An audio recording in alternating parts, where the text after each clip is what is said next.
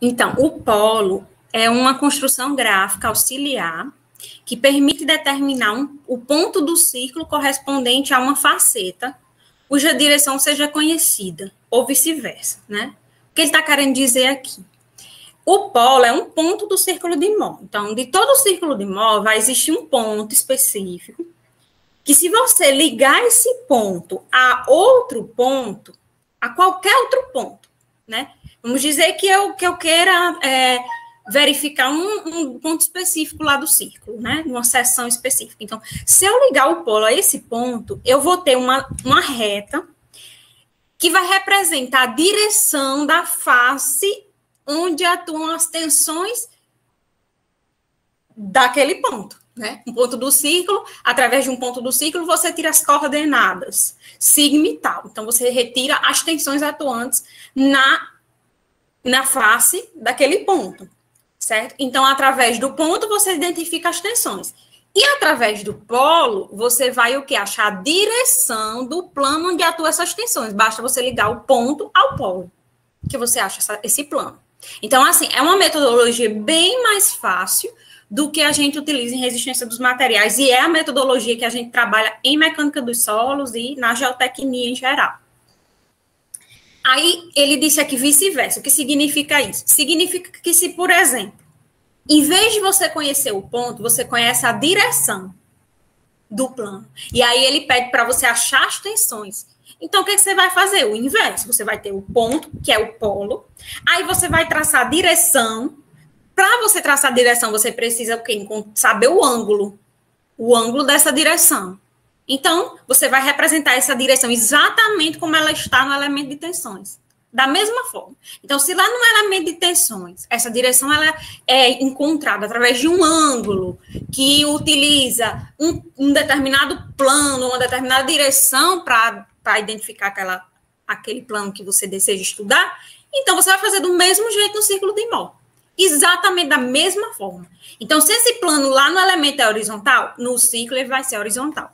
Se lá no elemento ele é 30 graus em relação à horizontal, no sentido anti-horário, então no ciclo você também vai realizar o giro de 30 graus em sentido anti-horário em relação à horizontal. Pronto. Então, para você traçar um plano, isso aí vocês estudaram desde geometria lá atrás, desde que vocês estudam matemática, geometria, né? CIT, vocês sabem achar essa direção. É uma coisa assim que eu tenho visto que os alunos têm dificuldade, assim, eu não encontro lógica para isso. Porque é uma coisa que vocês já chegam aqui sabendo, né? Vocês estão em engenharia civil já passaram por CIT, então, assim, vocês sabem sim traçar um plano a partir de um ângulo.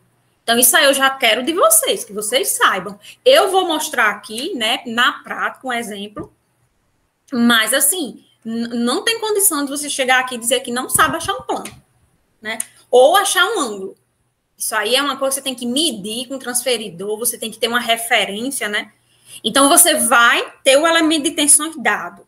Por exemplo, lá na questão, ele pode desenhar o plano para vocês, ele pode deixar lá o traço do plano e você ter que medir o ângulo para poder botar no círculo. Ou ele pode também, além do plano, dar o ângulo medido já para você, mas de qualquer forma você vai ter que botar isso no círculo. Ele pode descrever esse plano, em vez de deixar desenhado, ele pode simplesmente dizer o plano que forma 15 graus em sentido horário em relação a um plano vertical. Então, só dizer isso aí, ele já está identificando o plano para você. Você já vai conseguir traçar ele lá no círculo, certo, gente? Então, se você conhecer esse plano, de uma dessas três formas, você vai poder utilizar o ponto que representa o polo no círculo, traçar esse plano da mesma forma a partir do polo, e aí, quando você traçar o plano, você vai observar onde é que esse plano vai tocar novamente no círculo. Quando ele tocar novamente no círculo, é porque você achou o ponto que representa as tensões que atuam naquele plano. Então, o polo, ele tanto é usado para a gente achar o plano, como ele é usado para a gente achar o ponto. Se você tiver o ponto, você liga os dois pontos e acha o plano. Se você tiver o plano, você traça o plano a partir do polo, até tocar novamente no círculo e acha o ponto. Então, tanto faz você querer encontrar o ponto ou o plano que você consegue. certo? Você tem que ter uma das informações para poder encontrar a outra, tá bom? Então, aqui, novamente, o que eu falei aqui, vamos observar como que a gente vai fazer uso desse polo. Na primeira etapa, você vai ter que determinar o polo. Então, você vai traçar o círculo de Mohr e vai ter que encontrar onde está o polo. Para encontrar, gente, o polo no círculo de Mohr, você precisa do conhecimento do plano e das tensões que atuam em um determinado plano. Então, basta você saber conhecer um plano, a direção daquele plano, e que tensões atuam naquele plano. Pronto. Então, você vai ter o ponto no círculo de Mohr e você vai ter a direção do plano para traçar a partir desse ponto. Aí, onde esse plano tocar no círculo, ele vai ser o polo. Porque o polo não é um ponto que, ligado a outro ponto, ele dá o plano. Ele também não é o ponto que, se você traçar o plano, você acha outro ponto. Então, a mesma coisa você vai fazer aqui. Você vai saber o ponto, vai saber o plano desse ponto, e aí você vai usar para achar o polo, já que o polo liga o ponto, né, através do plano do ponto. Então, você acha o polo. Basta você conhecer um plano e a tensão que atua nele, certo? Aí, a partir do ponto, você vai traçar uma paralela faceta, o que significa isso, professora? Paralela à faceta. Significa que você está traçando no círculo de Mohr um plano idêntico, na mesma direção que está sendo mostrado lá na faceta do elemento de tensões. Aí o polo vai ser determinado na interseção dessa paralela, dessa direção de plano, com o círculo de Mohr. Então, gente, tá aqui o exemplo. Esse exemplo aqui não tem informações dos valores, né? Ele é um exemplo aqui em variáveis, né? Mas eu vou fazer um exemplo com valores para poder usar o quadro. Então, por exemplo, nesse caso aqui, ó, você tem um elemento de tensões, aqui um triângulo.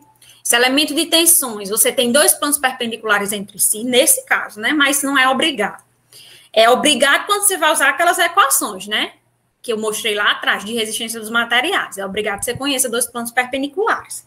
Mas aqui, não. Aqui você pode conhecer qualquer plano, porque você só vai usar o conhecimento de um plano para poder identificar o polo. Agora, na hora de desenhar o círculo, sim, na hora de desenhar o círculo, obrigatoriamente, você tem que ter o conhecimento das tensões que atuam em dois planos perpendiculares, tá certo? Então, nesse caso aqui, ó, eu tenho um conhecimento de dois planos perpendiculares entre si, por conta disso, se eu localizar os pontos que representam cada um desses planos, eu consigo traçar o círculo. Por quê? Porque no círculo, dois planos perpendiculares entre si no elemento, no círculo, eles formam dois pontos distantes entre si do valor de 2 vezes o ângulo que ele forma no elemento. Então, se no elemento ele é perpendicular, os planos são perpendiculares, quer dizer que no círculo eles são 180 graus, o dobro, né? 2 vezes 90. Eles formam 180 graus entre si. Então, isso quer dizer que esses dois pontos que representam planos perpendiculares entre si no elemento vão formar no círculo pontos que estão formando o mesmo diâmetro. Eles são extremos de um mesmo diâmetro.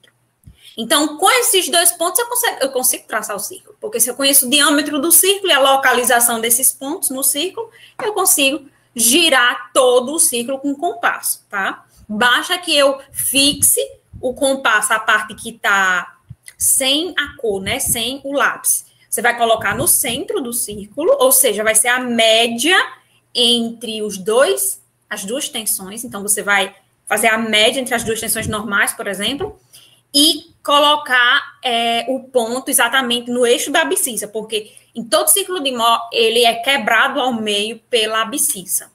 A metade superior dele, né, é observada da abscissa para cima. Então, esse ponto é a média das tensões normais entre esses dois pontos distantes, 180 graus entre si, e ele vai estar no eixo da abscissa. Então, você vai conseguir, assim, saber onde está o centro do círculo. O tal dele é 0 e a normal dele é a média das normais conhecidas de dois planos perpendiculares. Aí você fixa o compasso, a parte que não risca no centro do círculo, e a parte que risca você pode abrir para tocar em qualquer um desses dois pontos, que aí você vai encontrar o raio, né? Você tem um diâmetro, a metade dele é o raio, então você vai para o centro dele e abre o compasso até tocar num dos extremos. Daí você gira e acha o círculo. A gente vai fazer isso daqui a pouco no quadro.